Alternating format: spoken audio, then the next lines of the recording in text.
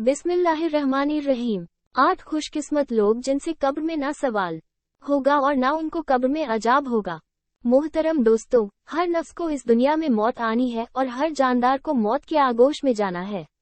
रोजाना दुनिया भर में लाखों लोग इंतकाल करते हैं जिनका ताल्लुक मुख्तलिफ मजाहिब और अध्ययन से होता है, मगर बिलखुसूस इस्लाम और बिलउमूम दुनिया के तमाम बड़े मजाहिब में मुर्दों को कब्रों में दफन किया जाता है। इस्लाम के अकीदे और नजरिए के मुताबिक कब्र में मुर्दे से फरिश्ते सवाल करते हैं।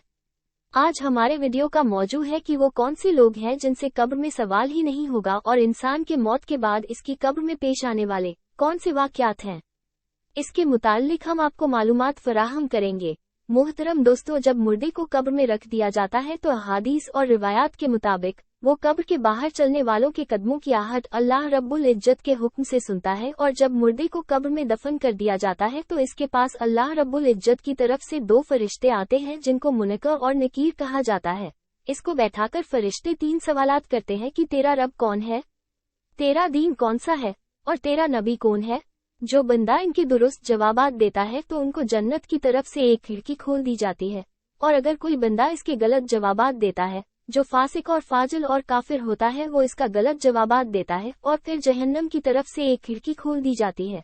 लेकिन हम आज आपको बताएंगे कि ऐसे खुशनसीब लोग कौन हैं कि जिनसे सवाल ही नहीं होता, न उनको कब्र में अजाब होता है और न उनसे सवाल और जवाब होता है।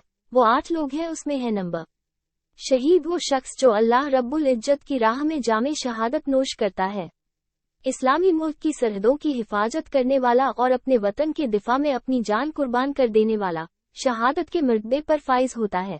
नंबर 2 सिद्दीक, यानी हमेशा सच बोलने वाला। हमेशा सच बोलने वाले शख्स से भी कब्र में सवालात नहीं होंगे।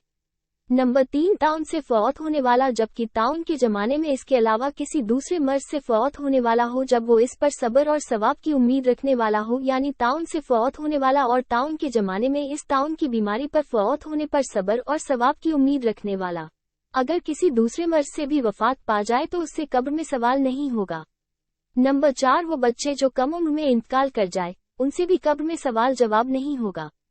नंबर 5 जुम्मा के दिन या रात में मरने वाला शख्स, इससे भी कब्र में सवालात नहीं होंगे।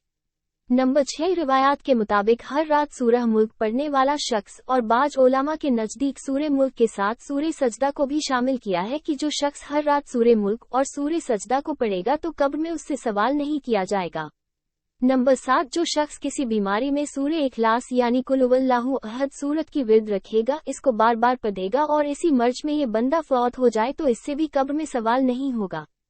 नंबर 8 अंबिया कराम से, क्योंकि वो गुनाहों से पाक होते हैं, वो मासूम अल खता होते हैं, इसीलिए अंबिया कराम से भी कब्रों में सवाल नहीं होगा। मोहतरम नाजरीन, वो हजरात जिनसे सवाल नहीं होगा और वो लोग जिनसे सवाल होता है लेकिन वो बिल्कुल दुरुस्त जवाबात देते हैं, इनका हुक्म एक ही होगा, यानी फरिश्ते इसके लिए जन्नत के दरवाजों में से एक दरवाजा खोल देंगे जिससे इस कब्र में जन्नत की ठंडी ठंडी हवा और खुशबू इसके पास आती रहेगी और इसकी कब्र को कुशादा और नूरानी कर दिया जाएगा। और अहादीस के मुताबिक, एक हदीस के मुताबिक 70 गज लंबा और 70 गज चौड़ा इसके कब्र को बना दिया जाएगा, और एक दूसरी रिवायत के मुताबिक जहां तक इंसान की नजर पहुंचती हो इतनी इसकी कब्र को और इसकी लंबाई और चौड़ाई को वसी कर दिया जाएगा। और अगर बंदा मुनाफिक या काफिर होता है तो वो सवालों के जवाब में कहता है मैं नहीं जानता, हाय अफसोस में नहीं जानता, तो फरिश्ते इसको लोहे के गुर्ज यानी हथौड़े से ऐसे मारते हैं कि जिन्नों इंस के अलावा तमाम मखलूक इसकी चीखें सुनती है, और कब्र इस पर इस कदर तंग हो जाती है कि इसकी पसलियां इधर की उधर और उधर की इधर निकल जाती हैं। फिर दोज़ख की खिड़की इस पर खोल दी जाती है और वो शख्स अजाब में मुब्तला रहता है, और अगर ये शख्स मोमिन हो तो अजाब पूरा होने पर इसकी रिहाई भी हो जाती है, और कभी अल्लाह तबारक व ताला के फजलो करम से और कभी दुनिया के लोगों की दुआ और सदका और खैरात वगैरह की ईसाले सवाब से भी रिहाई हासिल होती है। मोहतरम नाजरीन, हजरत अनस रजी अल्लाह अन्हा से रिवायत है कि रसूल अल्लाह ने इरशाद फरमाया, मैयत के साथ 3 चीजें जाती हैं, उसके घर वाले, उसका माल और उसका अमल। 2 तो लौट आती है और एक इसके साथ रह जाती है। इसके घर वाले और इसकी दौलत लौट आते हैं और इसका अमल उसके साथ रह जाता है, यानी जब इंसान मर जाता है तो उसे रुखसत करने वाले इसके साथ साथ जाते हैं, चुनांचे इसके घर वाले इसकी कब्र तक इसके साथ जाते हैं और इसका माल भी जाता है, यानी गुलाम और खादिम वगैरह भी इसके साथ जाते हैं और इसका अमल भी इसके साथ ही होता है। दो तो लौट आते हैं और इसका अमल इसके साथ ही रह जाता है। अगर अमल नेक है तो नेक अमल इसके काम आएगा और अगर बुरा अमल है तो वो इसके लिए सजा का बाइस बनेगा। मोहतरम दोस्तों, अहादीस मुबारक के मजमून के मुताबिक जब इंसान मर जाता है तो कुछ आमाल का सवाब फिर भी इसको मिलता है। मसलन किसी को इल्म सिखाया हो, वो उससे फायदा ले रहे हो तो इसका सवाब मरने के बाद भी मैयत को मिलता है। पानी का कुआं बनाया हो, लोगों के लिए मुसाफिर खाने या रास्ते बनाए हों और उस पर लोग आते जाते हों तो इसका सवाब भी इसको मिलेगा। कहीं पर दरख्त लगाया हो और लोग उसके साए में बैठे या उसके फल वगैरह से फायदा उठाए तो इसका फायदा भी मैयत को पहुंचता है।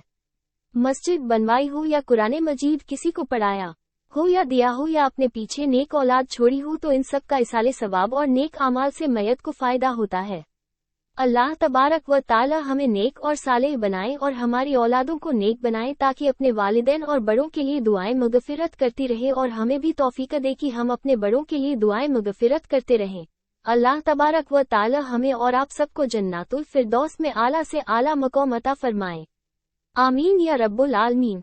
अजीज मोहतरम दोस्तों, अगर वीडियो पसंद आई हो तो वीडियो को लाइक करके चैनल को सब्सक्राइब करें। मिलते हैं नेक्स्ट वीडियो में, तब तक के लिए खुदा हाफिज।